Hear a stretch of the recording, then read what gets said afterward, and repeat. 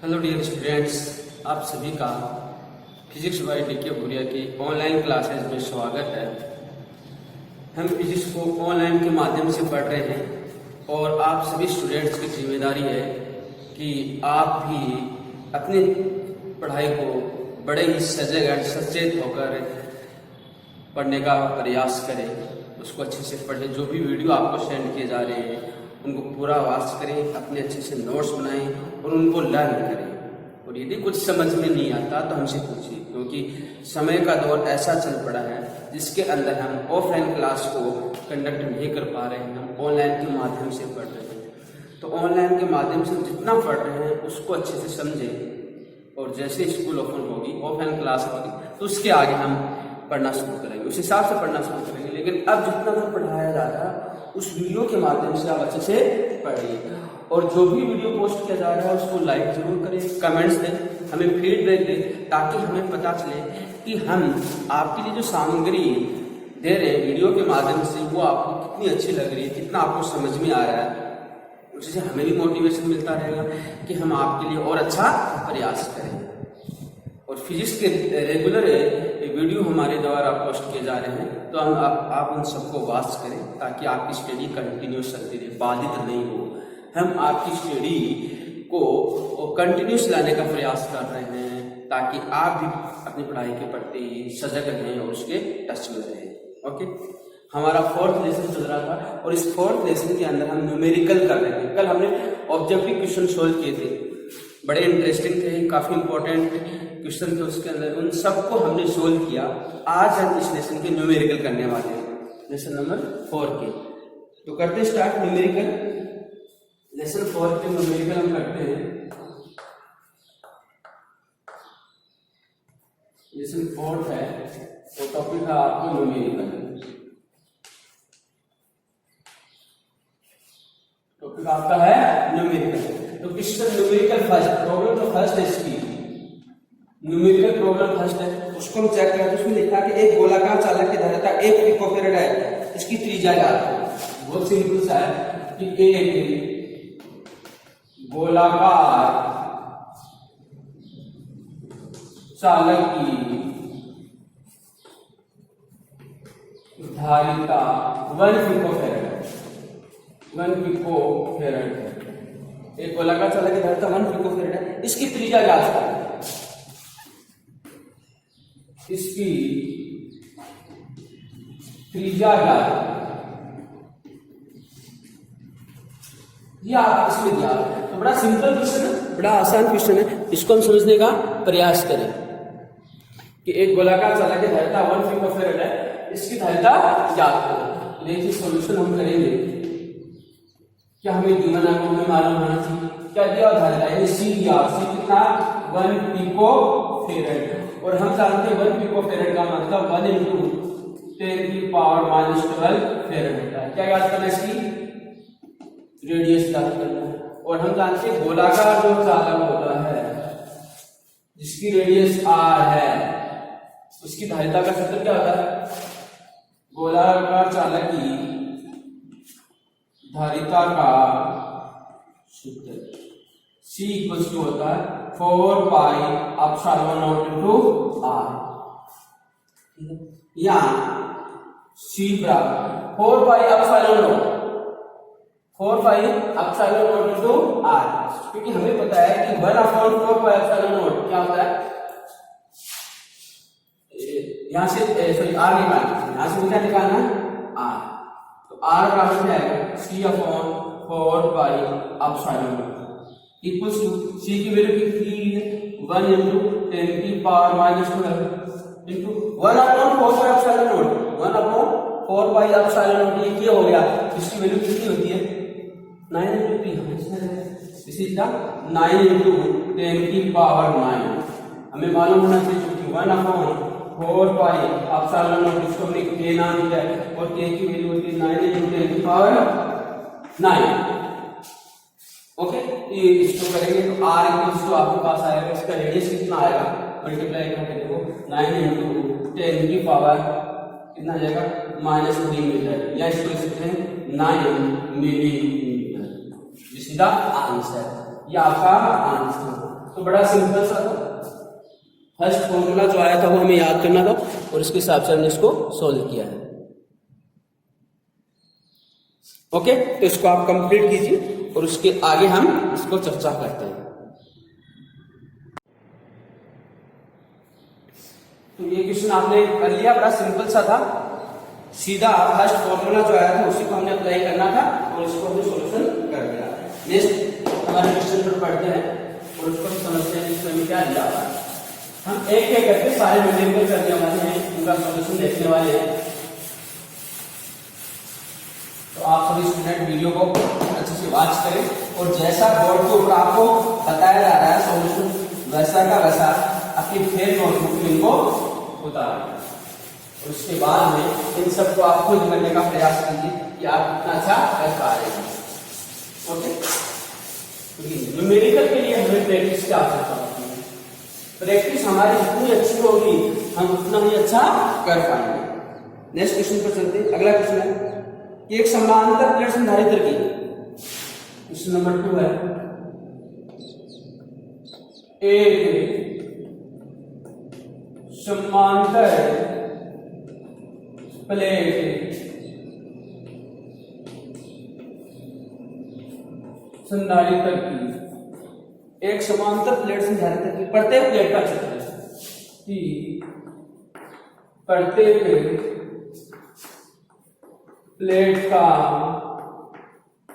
क्षेत्रफल, एक समांतर प्लेट संधारित्र की प्रत्येक प्लेट का क्षेत्रफल 100 सेंटीमीटर स्क्वायर, 100 सेंटीमीटर स्क्वायर तथा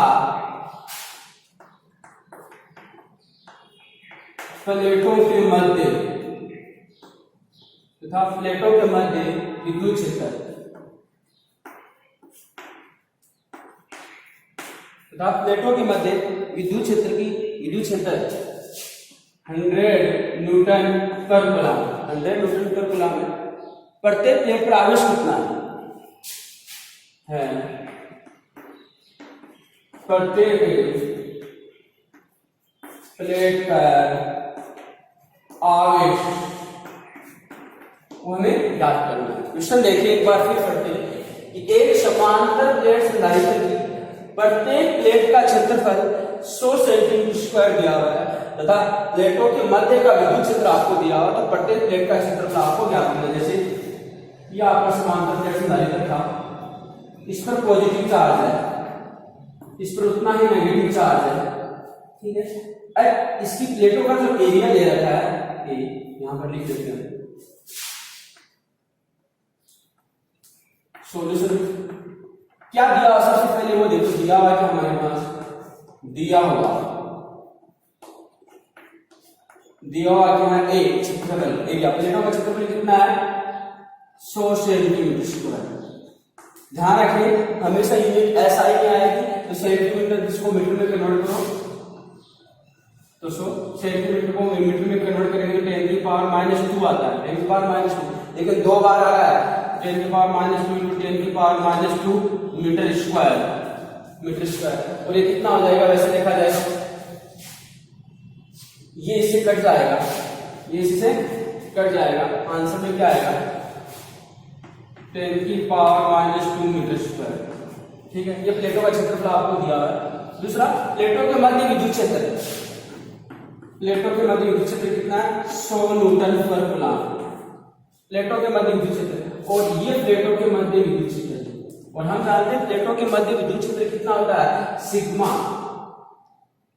अपॉन एप्सिलॉन, ये होता है सिग्मा अपॉन एप्सिलॉन। हमें ज्ञात क्या करना है, प्रत्येक प्लेट पर आवेश कितना होगा, प्रत्येक प्लेट पर आवेश कितना होगा, ये हमें इसको फाइंड आउट करना है। ओके, तो देखिए प्लेटों के मध्य विद्युत क्षेत्र, प्लेटों के मध्य विद्युत क्षेत्र का सूत्र होता है E बराबर सिग्मा अपॉन एप्सिलॉन नॉट, या सिग्मा बराबर होता है Q अपॉन A। यह चार्ज एरिया चार्ज डेंसिटी है, क्षेत्रफल आवेश, क्षेत्रफल आवेश घनत्व है, ये होता आवेश तथा क्षेत्रफल, इसको हम लिखेंगे Q upon epsilon not into A। यहां से मेरे पास Q की वैल्यू आ जाएगी, Q बराबर कितना आएगा, E into epsilon not A। Q बराबर क्या आएगा, E into epsilon not A। तो यहां से हम Q निकालेंगे, Q बराबर E into epsilon not A। हमें Q चाहिए, हमें Q क्या करना था, इसकी प्लेटों पे आवेश कितना होगा। दोनों प्लेटों पर आवेश परिमाण में समान होगा, लेकिन प्रकृति में क्या होगा, विपरीत होने वाला है। तो देखिए Q इक्वल्स टू E की वैल्यू कितनी थी, 100, तो 100 इनटू एप्सिलॉन नॉट। याद रखेंगे आप, ये कांस्टेंट है, फर्स्ट लेसन में आपको पढ़ाया गया था बड़े अच्छी तरीके से। इसकी न्यूमेरिकल वैल्यू आपको याद रखनी है। एप्सिलॉन नॉट की वैल्यू होती है 8.85 × 10⁻⁻12 coulomb square upon into metre square इसका यूनिट होता है। ओके, ए की वैल्यू कितनी है, 10⁻², तो इनटू 10⁻², 10⁻² चुके हैं, 10⁻+2 कैंसिल आउट हो गया, तो Q बराबर कितना आ गया, 8.85 × 10⁻12 गुलाम। ठीक आएगा, प्रत्येक प्लेट पर ही आएगा, एक पर पॉजिटिव आएगा, दूसरे पर नेगेटिव आएगा। तो ये हमें आपको अच्छी तरह से याद होना चाहिए। ठीक है, तो इसको हमने सॉल्व किया कि इसकी पॉजिटिव जो प्लेट है, पॉजिटिव प्लेट है, उस पर इतना आएगा, एक पर प्लस आवेश आएगा और दूसरी पर उतना ही नेगेटिव आवेश आएगा, -8.85 × 10⁻12 गुलाम। तो एक पर जितना पॉजिटिव है, दूसरी पर उतना ही नेगेटिव चार्ज से आगे। तो ये क्वेश्चन था, इसको हमने सॉल्व किया और आपके अच्छी तरह से समझ में आया है। नेक्स्ट क्वेश्चन कर सकते हैं हमारे, उसको समझते हैं, एक एक करके हम नोट कर लीजिए अच्छे से। एक एक करके हम सारे क्वेश्चन सॉल्व करने वाले हैं, जिससे आपके कॉन्सेप्ट भी क्लियर हो जाए, कॉन्सेप्ट भी आपके क्लियर हो जाए। इसमें देखा आपको क्यों फाइंड आउट करना था, और क्यों फाइंड आउट करने के लिए हमने कौन सा फॉर्मूला अप्लाई किया, ये हमें समझ में आना चाहिए। संधारित्र है, उसकी प्लेटों के मध्य इलेक्ट्रिक फील्ड होता है, वो इतना होता है। अब क्यू कहां से आएगा, हम जानते हैं सिग्मा बराबर क्यू अपॉन ए होता है, उसको हमने वहां से अप्लाई किया और फिर हमारे पास क्यू की वैल्यू आती है। इस प्रकार से आपको देखना पड़ेगा क्वेश्चन क्या दिया है और उस क्वेश्चन में कौन सा फॉर्मूला सटीक बैठ रहा है। तो ये हम जितना ज्यादा प्रैक्टिस करेंगे उतना ही अच्छी तरह से समझ में आने वाला है। Okay, question number 3, question number 3 numerical portion हमारा चल रहा है। ये अच्छा क्वेश्चन है, बहुत शानदार क्वेश्चन आने वाला है कि किसी समांतर प्लेट संधारित्र को किसी समांतर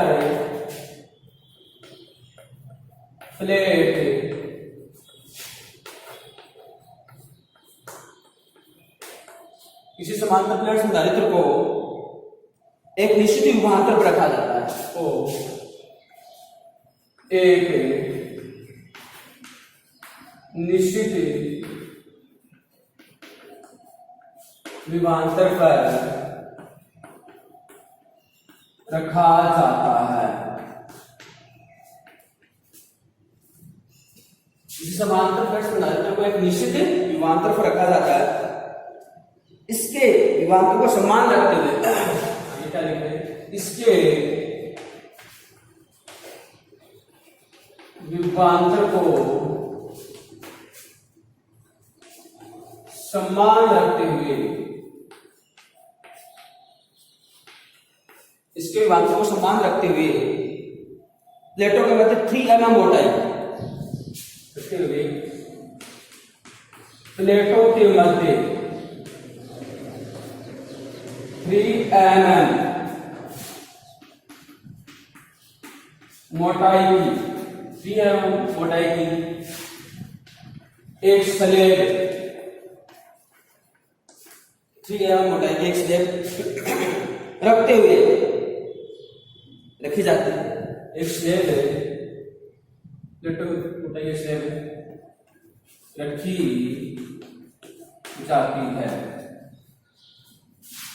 रखी जाती है। तो प्लेटों के मध्य की दूरी 2.4 mm रखी जाती है। तो प्लेटों के मध्य की दूरी 2.4 mm बढ़ानी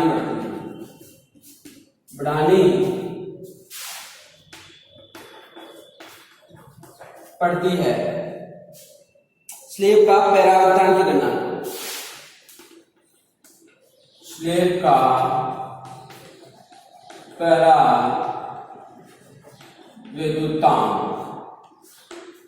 परावर्तन ज्ञात करो। वेरी इंपॉर्टेंट क्वेश्चन है, सॉल्यूशन देखिए इसका।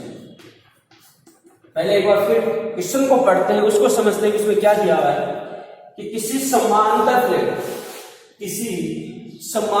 प्लेट संधारित्र को एक निश्चित विभवांतर पर रखा जाता है। विभवांतर को फिक्स कर दिया, कांस्टेंट कर दिया। इसके विभवांतर को समान रखते हुए इसका विभवांतर चेंज नहीं होना चाहिए। इसका विभवांतर चेंज नहीं हो रहा है, इसका मतलब इसकी धारिता में कोई परिवर्तन नहीं होने वाला है। ओके, समान रखते हुए प्लेटों के मध्य 3 mm मोटाई की एक स्लेब रखी जाती है। 3 mm मोटाई की एक स्लेब रखी जाती है। तो प्लेटों के मध्य की दूरी, अगर प्लेटों के मध्य 3 mm मोटाई की हम स्लेब रखेंगे तो हमें बताया कि स्लेब रखने से उसकी धारिता बढ़ जाएगी। स्लेब रखी जाती है तो प्लेटों के मध्य की दूरी 2.44 mm बढ़ानी पड़ेगी, क्योंकि धारिता बढ़ गई। धारिता बढ़ाने में कांस्टेंट रखनी है तो क्या करना पड़ेगा, उसकी दूरी बढ़ा दी। अगर दूरी बढ़ा दी तो स्लेब का परावर्तन कितना होगा ये आपको बताना है। सपोज देखो, पहले तो ये था समांतर प्लेट संधारित्र, इसकी प्लेटों की मध्य दूरी क्या थी, d थी फर्स्ट कंडीशन। लेकिन सेकंड में क्या कर दिया, प्लेटों की मध्य दूरी बढ़ा दी और इसके मध्य एक स्लेब रख दी। इसके मध्य एक स्लेब रख दी, ये स्लेब रख दी। इस स्लेब की मोटाई कितना है, इसको t मानते हैं, t बराबर 3 mm ठीक है, और t बराबर 3 mm, यहां से यहां 3 mm। इसका परावर्तन एप्सिलॉन नॉट। इस समय जो इसकी डिस्टेंस है प्लेटों के मध्य की, वो डिस्टेंस कितनी हो जाएगी, तो ये कंडीशन सेकंड है। पहले ये था, इसको ये कर दिया, लेकिन इसके विभवांतर में कोई परिवर्तन नहीं आया। इसका विभवांतर v है तो इसका भी विभवांतर कितना रहेगा, v ही रहेगा। प्लेटों के मध्य विभवांतर इसका v है तो इसका भी क्या रहेगा, प्लेटों के मध्य विभवांतर क्या रहेगा, v ही रहेगा। क्लियर होगा? तो यहां से देखिए प्रारंभ में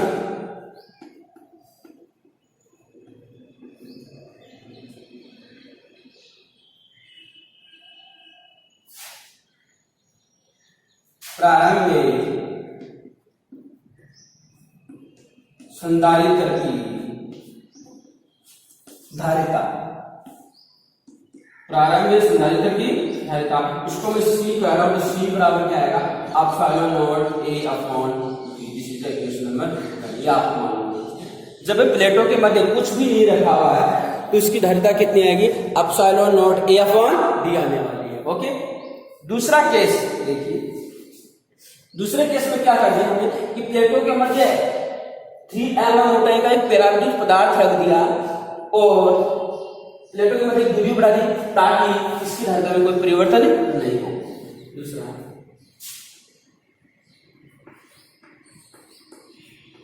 द्वितीय अवस्था में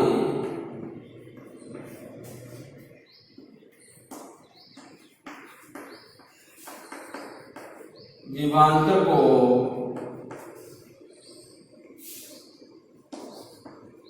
नियत रखते हुए, विभवांतर को नियत रखते हुए 3 mm मोटाई की स्लेब रखने पर धारिता, 3 mm मोटाई की स्लेब रखने पर धारिता, ये हमें इसकी धारिता का फॉर्मूला ये आ रहा है। ऐसा केस हम पहले कर चुके हैं कि जब समांतर प्लेट समानांतर की प्लेटों के मध्य टी मोटाई का यदि कोई पेराविद्युत पदार्थ रख दिया जाता है तो उसकी धारिता का क्या सूत्र बनेगा, तो उसकी धारिता का सूत्र क्या आएगा, इसको हम इसकी धारिता सी डैश बनती है, तो सी डैश बराबर है एप्सिलॉन नॉट ए अपन याद रखना चाहिए, डिस्टेंस d1 है, d1 माइनस टी, ये फॉर्मूला 1 माइनस 1 अपॉन एप्सिलॉन, ये फॉर्मूला आपको याद रहना चाहिए। इसलिए क्वेश्चन नंबर 2, इसलिए क्वेश्चन नंबर 2 क्लियर कि जब ये था संधारित्र आपका ये था तो इसकी धारिता क्या थी, C epsilon not A upon D, लेकिन हमने क्या किया, इसको मध्य T मोटाई की एक पट्टिका रख दी और इसका विभवांतर एक समान बना रहे, इसलिए इसके प्लेटों के मध्य दूरी को भी हमने क्या कर दिया, बढ़ा दिया। तो इसका कहने का मतलब हुआ कि ये धारिता एक समान है, ये एक समान है। क्वेश्चन हमारा ये कह रहा है ये दोनों क्या है, एक समान है। तो इसको हम आगे सॉल्व कर, इसको हम मिटा देता हूँ, आपको समझ में आ गया होगा ताकि मैं यहाँ इसको सॉल्व कर सकूँ। बहुत इंपॉर्टेंट क्वेश्चन। अब देखिए प्रश्नानुसार, प्रश्न हमें क्या कह रहा है कि C बराबर C, क्वेश्चन के अकॉर्डिंग हम चल रहे हैं, क्वेश्चन के अकॉर्डिंग चल रहे हैं। क्वेश्चन हमारा क्या कह रहा है, C बराबर C डैश, तो वैल्यू पुट करो, epsilon not A upon B equals to epsilon not A upon B1 minus B1 minus 1 upon epsilon R, तो ये इससे कट गया, यहाँ D बराबर क्या आ गया, B1 माइनस B, इसको सोल्व करना होगा, 1 minus 1 upon epsilon R, D बराबर B1 minus B bracket 1 minus 1 upon epsilon R, या T को इधर ले आओ, T 1 minus 1 upon epsilon R और ये हो जाएगा D1 माइनस है। अब D1 माइनस क्या है, एक स्लैब रखी जाती है तो प्लेटों के मध्य की दूरी 2.4 mm बढ़ानी पड़ती है, तो यदि पहले प्लेटों के मध्य की दूरी D थी, बाद में प्लेटों के मध्य की दूरी कितनी होगी, D1 होगी, तो दोनों के मध्य डिफरेंस कितना आएगा, 2.4 का। यहाँ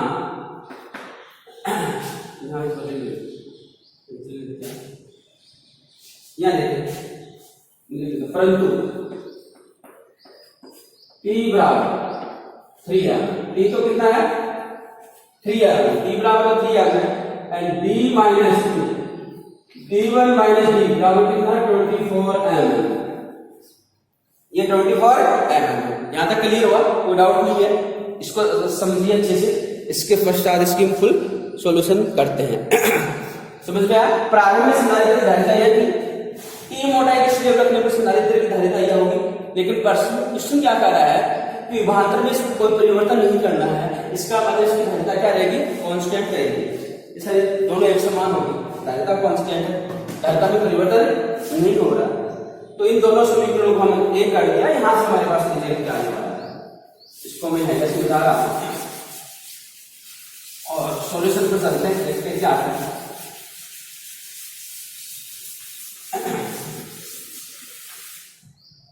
देखिए यहाँ 3 इधर 3 आ जाएगा, 1 minus 1 upon epsilon R equals to कितना आ गया, D minus D1 minus D कितना है 24, या 1 माइनस 1 अपॉन एप्सिलॉन R ये कितना आएगा 24 2.4 2.4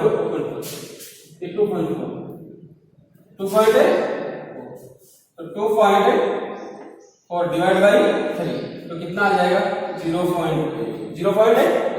यहाँ 1 minus 1 upon epsilon R equals to 0.8, या इसको निकालो तो कितना आएगा 1 अपॉन एप्सिलॉन R, इसको इधर लेके गया तो 1 माइनस 0.8, कैलकुलेशन आप चेक कर लेना, 1 अपॉन एप्सिलॉन R को इधर ले गया, इसको इधर लेके आया तो कितना आ गया, यहाँ 1 upon epsilon R equals to कितना आ गया 0.2, या epsilon r equals to 1/0.2 1/0.2 equals to कितना आ गया 5। कितना आया 5। This is the answer. तो वेरी इंपॉर्टेंट सॉल्यूशन है, क्वेश्चन भी वेरी इंपॉर्टेंट है कि एक समांतर प्लेट संधारित्र था, उसकी प्लेटों के मध्य यदि आपने टी मोटाई यानी 3 mm एक स्लेब रखी और इसके रखने से विभवांतर में परिवर्तन नहीं हो, इसके प्लेटों के मध्य की दूरी को 2.4 mm हमने क्या कर दिया बढ़ा दिया, तो ये जो स्लेब रखी इसका पैरावृत्तांक क्या होगा वो हमें फाइंड आउट करना था। तो जब स्लेब नहीं रखी तो धारिता कितनी थी और जब हमने स्लेब रखी तो धारिता, और दोनों को आपस में क्या कर दिया बराबर, क्योंकि धारिता कांस्टेंट है, धारिता में परिवर्तन नहीं है, ये कंडीशन हमें दे रहे थे। तो वहां से हमने एप्सिलॉन r की वैल्यू को कैलकुलेट कर लिया, एप्सिलॉन r हमारा कितना आ गया 5 आ गया। तो ये क्वेश्चन नंबर हमारा 3 कंप्लीट हो चुका है। ओके, नेक्स्ट क्वेश्चन पर चलते हैं, क्वेश्चन नंबर 4। इसको आप लिख लीजिए, इसके पश्चात हम क्वेश्चन नंबर 4 का सॉल्यूशन करते हैं।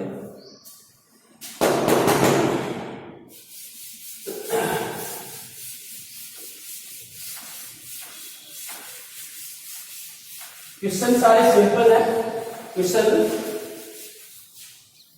को सिर्फ समझना है, 2-3 बार पढ़िए समझ में नहीं आता, और फिर कॉन्सेप्ट कौन सा लग रहा है वो आप इसमें अप्लाई कीजिए। यदि कौन से फॉर्मूले इसके अंदर लग सकते हैं, इससे संबंधित है कौन से फॉर्मूले हैं वो हमें याद रहना चाहिए, तभी हम कर पाएंगे, अदरवाइज। और बड़ा इंटरेस्टिंग है, चीज बड़ी इंटरेस्टिंग है, अगर आप इसको मन से पढ़ेंगे, इसके साथ आप समय देंगे इसको, तो ये आपको बहुत अच्छी तरह से समझ में आएगी और आपकी रुचि इसमें बढ़ती जाएगी। इसलिए अगर किसी भी सब्जेक्ट में रुचि बढ़ानी है, किसी भी सब्जेक्ट में आपकी रुचि बढ़ानी है, तो इसलिए जरूरी है कि उस सब्जेक्ट के साथ बार बार प्रैक्टिस की जाए, बार बार उसको पढ़ा जाए, ताकि वो सब्जेक्ट आपको अच्छे से समझ में आए। ओके, नेक्स्ट क्वेश्चन पर हम चलते हैं, question number 4। Question number 4 test पर हम चलते हैं, और इसमें दिया हुआ है कि दो संधारित्रों की धारिताएं क्रमशः 2 माइक्रोफैरड तथा 4 माइक्रोफैरड। दो संधारित्रों की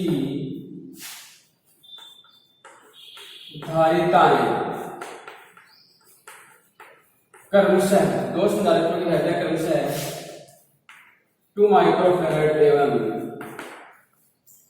क्रमशः 2 माइक्रोफैरड तथा 4 माइक्रोफैरड, 2 माइक्रोफैरड तथा 4 माइक्रोफैरड है। जब इनको क्रमशः श्रेणी क्रम में तथा समांतर क्रम में जोड़ा जाता है तो उनकी धारिताओं की तुलना कीजिएगा। जब इनको क्रमशः श्रेणी क्रम तथा समांतर क्रम में जोड़ा जाता है तो धारिताओं की तुलना करो, तो धारिताओं की तुलना करो। बड़ा सिंपल है, बड़ा आसान से क्वेश्चन सीधा दिया हुआ है कि दो संधारित्र है जिनकी धारिताएं एक की 2 माइक्रोफैरड है एंड दूसरे की 4 माइक्रोफैरड है। दोनों को पहले श्रेणी क्रम में जोड़िए, फिर उनको समांतर क्रम में जोड़िए और उनका रेशियो निकालिए, इतना करना है ताकि हमारे पास समझ में। तो सॉल्यूशन में देखिए C1 आपको कितना दिया है 2 माइक्रोफैरड, C2 क्या दिया है 4 माइक्रोफैरड। पहला श्रेणी क्रम निकाल लेते हैं, पहला श्रेणी क्रम, और श्रेणी क्रम में क्या होता है, ये श्रेणी क्रम हो गया, ये C1 हो गया, ये C2। इसकी तुल्य धारिता निकाले, इसकी तुल्य धारिता को हम अगर C कहें तो 1/C इक्वल्स टू क्या, श्रेणी क्रम में तुल्य धारिता का व्युत्क्रम होता है, ये हमें ध्यान में रखना है, फॉर्मूला याद रखना चाहिए।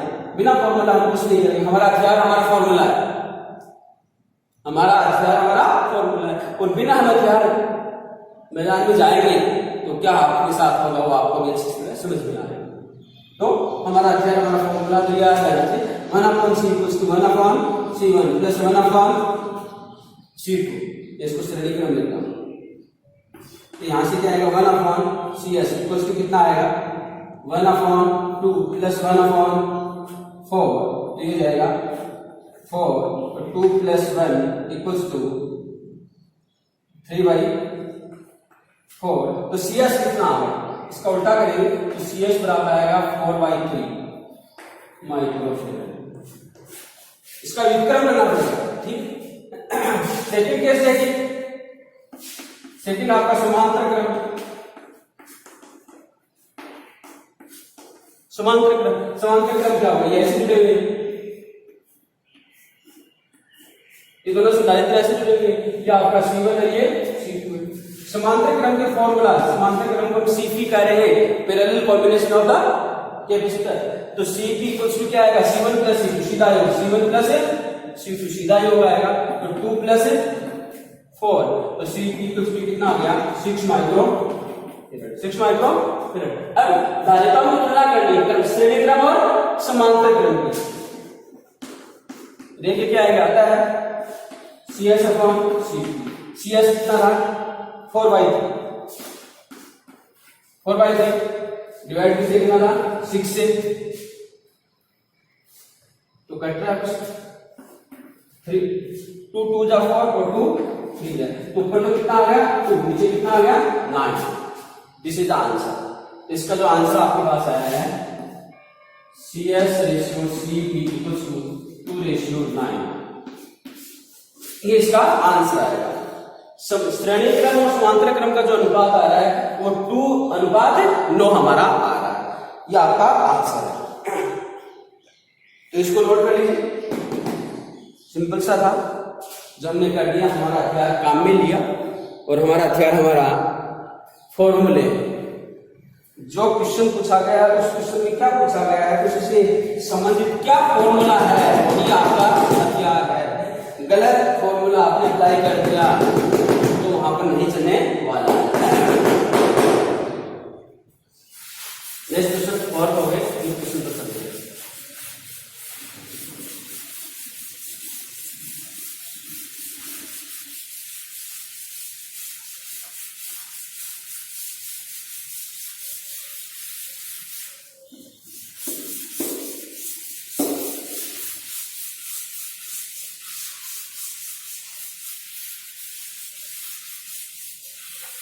चलते हैं फिर क्वेश्चन पर और पढ़ते हैं और समझते हैं कि उसमें हमें क्या दिया हुआ है, क्या उसमें हमें फाइंड आउट करना है।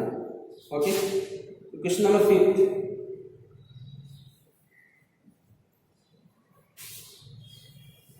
ये भी अच्छा क्वेश्चन है, बहुत अच्छा क्वेश्चन है। क्वेश्चन नंबर 5 दिया हुआ है कि दो आवेशित गोलों की त्रिज्याएं क्रमश है। क्वेश्चन नंबर 5 दिया हुआ है दो आवेशित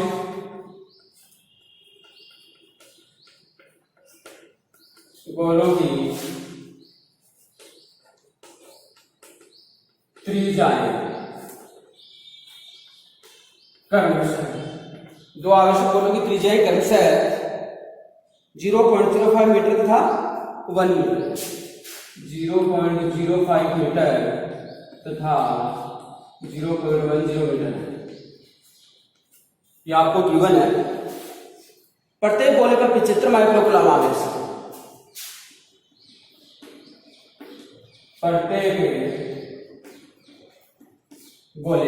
गोले पर 75 माइक्रोकूलम आवेश है। इन गोलों को परस्पर तार द्वारा जोड़ने पर, इन गोलों को परस्पर तार द्वारा जोड़ने पर, इन गोलों को परस्पर तार द्वारा जोड़ने पर आपको क्या याद करना है, दो चीज। पहला विभव, पहला ओबेलिस्क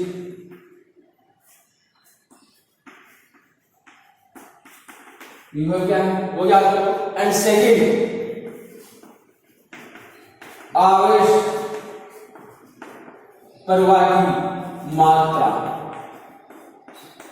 ये दो चीज आपको इसमें फाइंड आउट करनी है। क्वेश्चन आपको समझ में आ जाना चाहिए कि क्या दिया हुआ है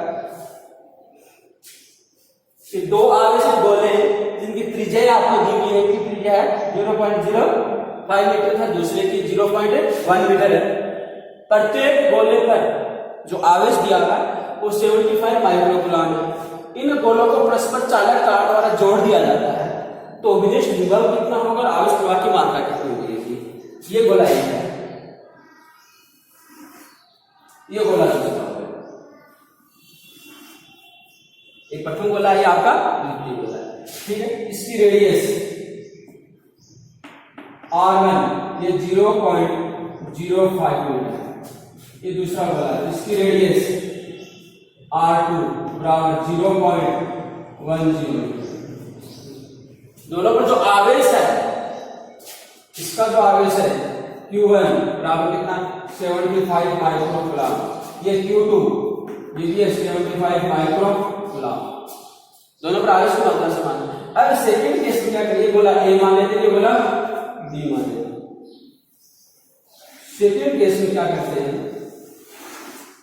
इन दोनों को किसी चालक तार के माध्यम से जोड़ दिया तो इस पर आवेश आ गया Q1 डेश, इस पर आवेश आएगा Q2 डेश, इसका विभव होगा V, इसका विभव होगा V। दोनों का विभव एक समान होगा, दोनों का विभव एक समान। यहाँ विभव एक समान नहीं है, इसका विभव है V1 और इसका विभव कितना है V2। तो ये सॉल्यूशन देखिए, सॉल्यूशन हम करें तो आपको दिया हुआ क्या है, देख लेते। दिया हुआ क्या है R1, दिया हुआ क्या आपके पास R1 0.05 metre, R2 0.10 metre, Q1 बराबर Q2 इक्वल है कितना है 75 माइक्रोकूलम। माइक्रो का मतलब होगा 75 इंटू 10 की पावर -6 कूलम हो गया। फर्स्ट क्या फाइंड आउट करना है, दोनों का विनिष्ट विभव। फॉर्मूला आपको याद रहना चाहिए विनिष्ट विभव का, वेरी इंपॉर्टेंट है, बहुत बार आ रहा है। विनिष्ट विभव और विनिष्ट विभव V का फॉर्मूला होता है, जनरली जो लिखाएगा वो क्या था C1 V1 plus C2 V2 upon C1 plus C2। ये था C1 V1 plus C2 V2 upon C1 plus C2। लेकिन ध्यान दीजिए C1 V1 हमारे पास है ही नहीं, V1 हमारे पास नहीं, ना V1 है ना V2 है। इसको हम किस रूप में लिख सकते हैं Q1 plus Q2। C1 V1 क्या है Q1, C2 V2 क्या है Q2 upon C1 plus C2। तो ये वाला फॉर्मूला है, इसका अप्लाई करने वाले हैं, इसमें इसकी वैल्यू पुट करने वाले हैं। वो देखिए क्या होगा। लेकिन C1 C2 क्या है, C1 C2 भी नहीं है। लेकिन क्या है C1 C2, परंतु C1 बराबर 4 पाई एप्सिलॉन R, C2 बराबर 4 पाई एप्सिलॉन R, ये है। अब देखिए क्या है V बराबर Q1 प्लस Q2, दोनों की वैल्यू समान रखते हैं। Q1 plus Q2 equal 4 pi epsilon R1 plus 4 pi epsilon R2।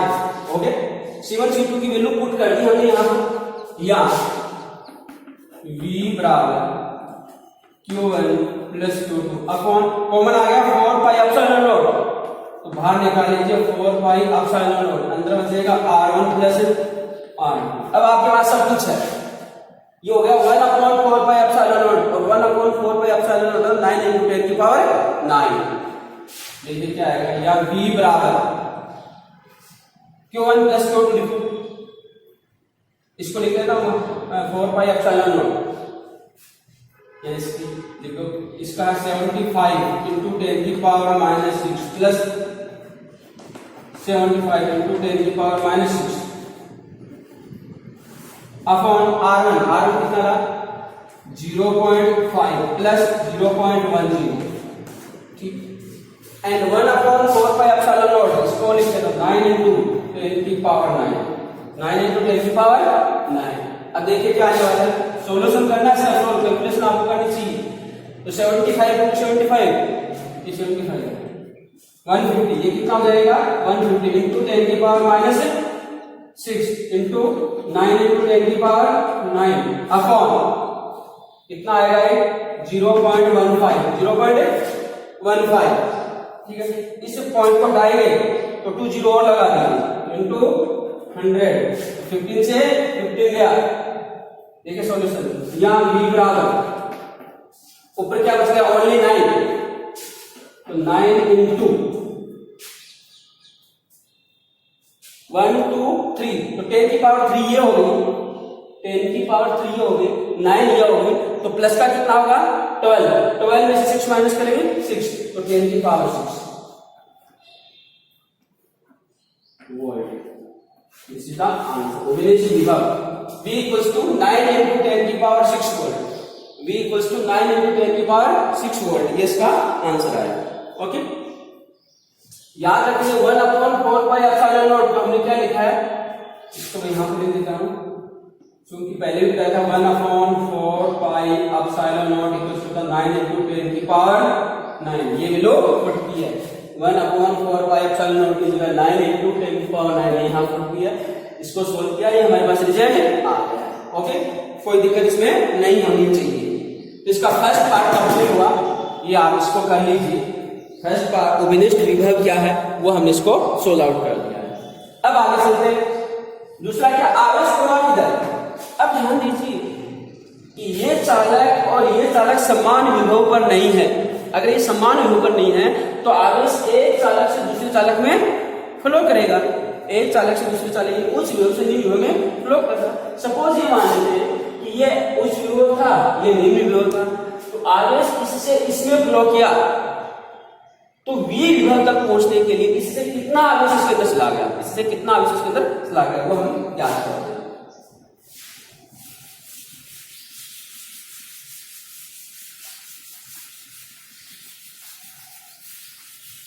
ठीक है, तो ये था आपका A। माना कि जोड़ने के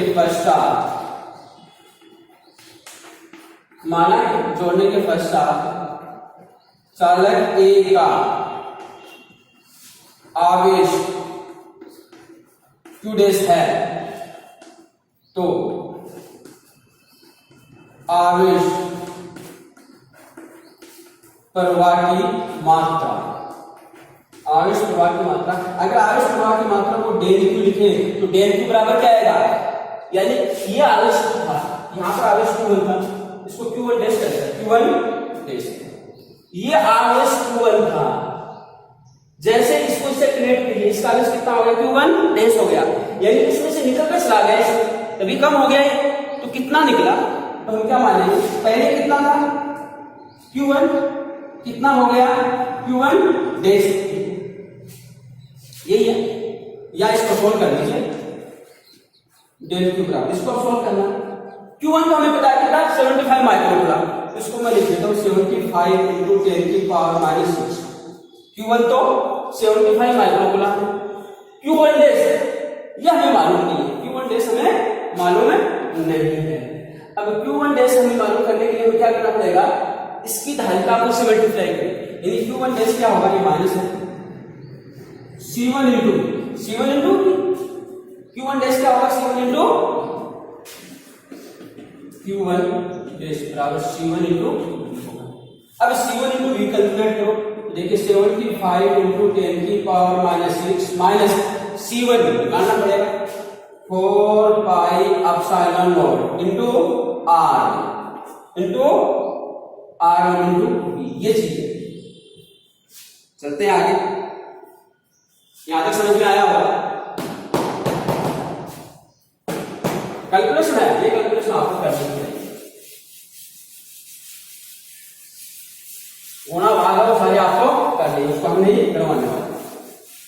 पेट के साथ घर पे कीजिए, कैसे होगा उसका सोल्यूशन मैंने आपको बता दिया। तो देखिए आगे और थोड़ा सा देख लेते हैं। Del Q equals to 75 into 10 की पावर -6 4 पाई एप्सिलॉन नॉट। इसको मैं वैल्यू पुट करता हूँ, इसको सोल्यूशन करना है। माइनस 4 इसको लिखे 4 पाई एप्सिलॉन नॉट 1 अपॉन की, तो 1 अपॉन 9 इंटू कर दें। R1 आपका कितना था? हाँ इसको मैं लिख देता हूँ, ये हो जाएगा 1 अपॉन के कर देता हूँ। 4 पाई एप्सिलॉन नॉट क्या हो जाएगा? 1 अपॉन के, इजी हो जाएगा। 4 पाई एप्सिलॉन नॉट के 1 अपॉन के R1 इसका है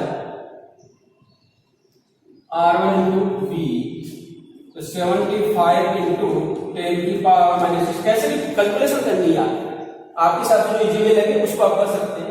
R1 की वैल्यू कितनी थी? 0.05 अब इंटू V की वैल्यू आएगी 9 इंटू 10 की पावर 6, 9 इंटू 10 की पावर 6 अपॉन के आएगा 9 इंटू 10 की पावर 9, 9 इंटू 10 की पावर 9, 9 से 9 कट जाएगा तो क्या है 75 इंटू 10 की पावर -6 माइनस ये ऊपर जाएगा 10 की पावर -3, 10 की पावर माइनस ऊपर जाएगा तो 10 की पावर -3 और -3 और 2, यानी इसको लिख सकते हैं 0.05 इंटू 10 की पावर -3। ठीक है, या इसको लिखें तो 75 इंटू 10 की पावर -6 माइनस ये करें तो हमारे पास कितना आएगा 5 इंटू 10 की पावर -5, 10 की पावर -5। या इसको और थोड़ा सा इसको क्लियर कर देते हैं, इजी हो जाएगा।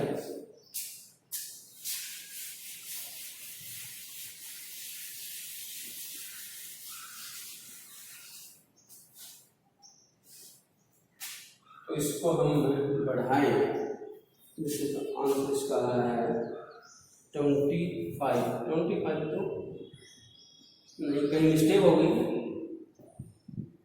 25 माइक्रोकुलम, 75 माइक्रोकुलम, 75 माइक्रोकुलम 10 की power -6 4 pi epsilon not R1 into V,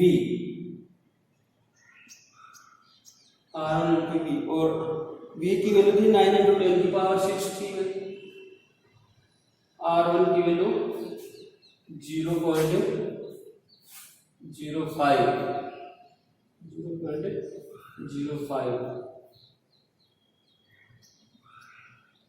into 0.5 -875 और कहीं मिस्टेक वीक नहीं हो। देखना आप इसको कैलकुलेशन करना, कहीं मिस्टेक नहीं हो। कैलकुलेशन मिस्टेक हमें जरूर देखनी है कि Q1 - Q1 डैश, Q1 की वैल्यू 75 माइक्रोकुलम, ठीक है।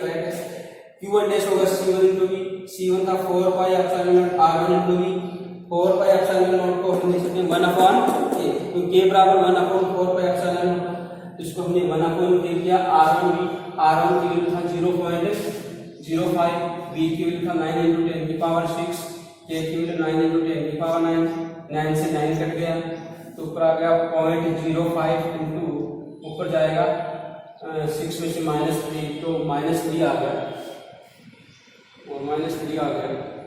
तो इसको हम आगे और यहाँ देखिए क्या सोल्यूशन बन सकता है।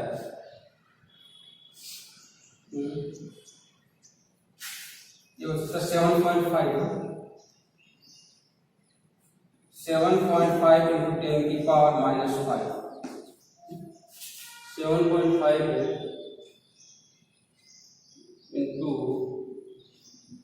7.5 इंटू 10 की पावर -5 इंटू 10 की पावर -5। तो कैलकुलेशन करके देख लेना यहाँ, ठीक है। इसमें से माइनस करेंगे तो 7 नहीं, राइट, ठीक ओके, राइट। तो देगा 7.5 -5 इंटू 10 की पावर -5, इसको सोल्व करेंगे तो ये जाएगा 2.5, 2.5 इंटू 10 की पावर माइनस 5 कूलाम, या इसको ये कह सकते हैं, या डेल क्यू बराबर इक्वल्स टू हमारा इक्वल्स टू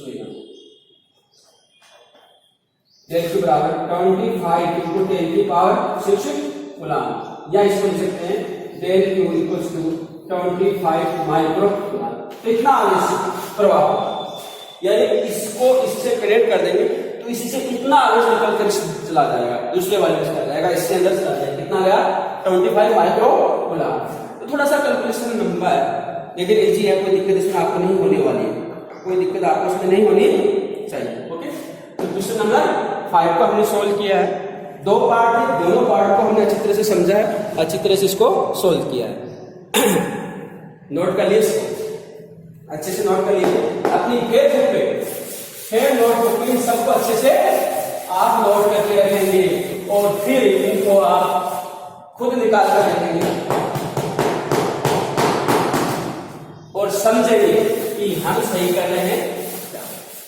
एक क्वेश्चन और कर लेते हैं, फिर हम इस वीडियो को यहीं स्टॉप कर दें, बड़ा हो जाएगा, ज्यादा करेंगे तो बड़ा हो जाएगा।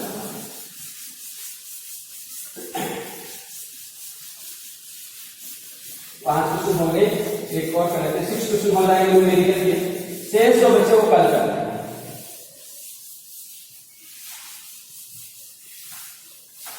Question number 6, numerical question number 6 है। ये कह रहा है 150 वोल्ट पर आवेशित 2 माइक्रोफेरेड धारिता के एक गोली चालक, क्या है 150 वोल्ट, 150 वोल्ट पर आवेशित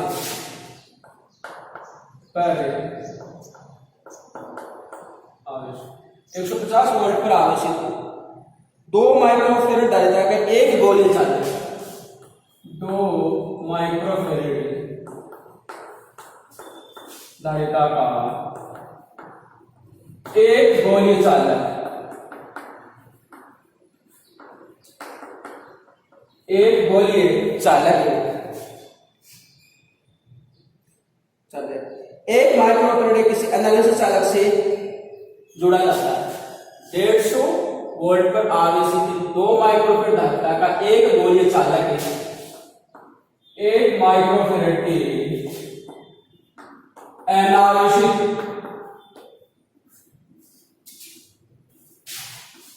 गोली चालक से जोड़ा जाता है, एनालिसिस गोली चालक से जोड़ा जाता है। उपनिष्ठ विभव की गणना करो, प्रत्येक पर आवेश की मात्रा। पहला उपनिष्ठ विभव, उपनिष्ठ विभव याद करना है। दूसरा प्रत्येक पर आवेश की मात्रा, प्रत्येक पर आवेश कितना होगा ये हमें याद करना है। सेम वैसा का वैसा ही जो हमने इससे जस्ट पहले किया, सेम वैसा का वैसा याद है कि 2 चालक गोले हैं, तो एक चालक गोला आपका ये है, ये बी चालक गोला, ये ए चालक गोला, इसका विभव V1 है, 150 वोल्ट है, इसकी धारिता 2 माइक्रोफेरेड है। ये C2 चालक गोला है जिसकी धारिता 1 माइक्रोफेरेड है। और दूसरा ये एनालिसिस ध्यान रखना, 1 माइक्रोफेरेड। क्वेश्चन देखने के बाद पढ़िए कि 150 वोल्ट पर आवेशित 2 माइक्रोफेरेड धारिता का एक गोलीय चालक 1 माइक्रोफेरेड के एनालिसिस गोलीय चालक से जोड़ा जाता है। ये एनालिसिस है तो इसका विभव 0 होगा, यह भी ध्यान रखना है, इसका विभव 0 होगा। और सेकंड केस में क्या करते हैं, अगर इसमें इस पर आवेश Q1 है, कितना हमें नहीं पता, इस पर आवेश कितना है Q2, सेकंड केस में क्या करते हैं, दोनों को किसी चालक द्वारा जोड़ देते हैं, इसका विभव V हो जाता है, इसका विभव V हो जाता है। इस पर जो आवेश आएगा वो Q1 डैश होगा, इस पर जो आवेश होगा वो Q2 डैश होगा। तो हमें ये फाइंड आउट करना है, ये V कितना होगा वो हमें बताना, दूसरा Q1 डैश है वो कितना होगा हमें बताना है। देखिए हम करते इसके सॉल्यूशन को, सॉल्यूशन पर आते हैं। दिया हुआ क्या दिया हुआ सबसे पहले। तो C1 दिया हुआ 2 माइक्रोफेरेड यानी 2 इंटू 10⁻⁻6 फेरेड। V1 दिया हुआ है 150 वोल्ट। C2 दिया हुआ 1 माइक्रोफेरेड यानी 1 into 10⁻⁻6 farad. And V2 equals to 0 है, ये ध्यान रखना, V2 इक्वल्स टू 0 है। क्यों? क्योंकि वो अनावश्यक है, ये हमें मालूम होना चाहिए। अब फर्स्ट निकालना है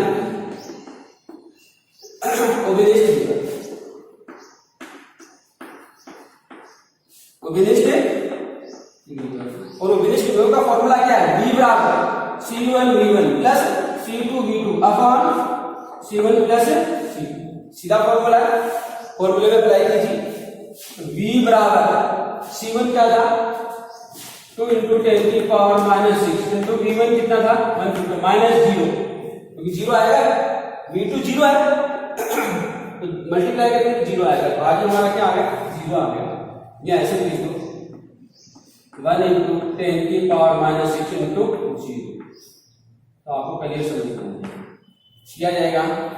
2 इंटू 10⁻⁻6 प्लस 1 इंटू 10⁻⁻6, तो क्या बना V बराबर 2 इंटू 10⁻⁻6 इंटू 150 अपॉन 2 प्लस 1 कितना आएगा 3 इंटू 10⁻⁻6 -6 से -6 कट गया, 3 से कटेंगे कितना आएगा 50 और 52 जो 100, तो V को कितना आ गया 100।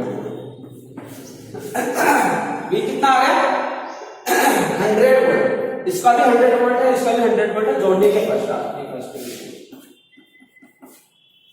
अब देखिए Q1 डैश प्रथम गोले पर आवेश, प्रथम गोले पर आवेश जोड़ने के पश्चात, प्रथम गोले पर आवेश जोड़ने के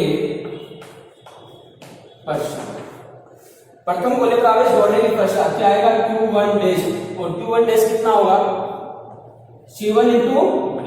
C1 तो चेंज होने वाला नहीं है, C1 कितना है 2 इंटू 10⁻⁻6 इंटू V1 कितना आया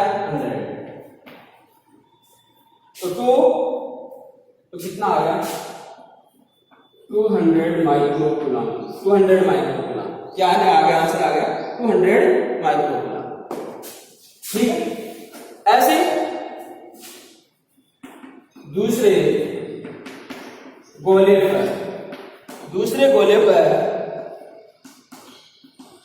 जोड़ने के पश्चात,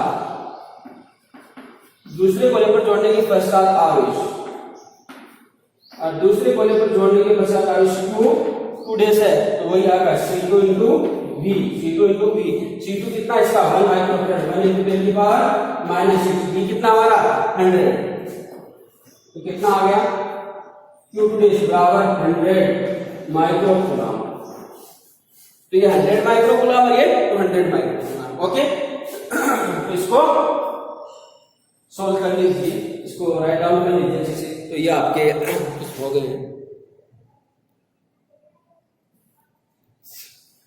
तो आज हमने जो आपके न्यूमेरिकल पोर्शन है उसके 1 से लेकर 6 तक न्यूमेरिकल क्वेश्चन को सॉल्व किया है, और सारे क्वेश्चन वेरी इंपॉर्टेंट हैं, बड़े इंटरेस्टिंग भी है। एक बार अगर आप दोबारा इनको खुद करने का प्रयास करेंगे तो आपको इजीली समझ में आ जाएगा, कोई नई चीज इसमें ऐसा कुछ नहीं है। बस ध्यान रखिए अपना हथियार अपने पास रखें। अगर आपका हथियार आपके पास नहीं है, यानी फॉर्मूले आपके याद नहीं है, फिर आप न्यूमेरिकल करने बैठेंगे तो आपको कुछ समझ में नहीं आने वाला है, आप कुछ नहीं कर पाएंगे।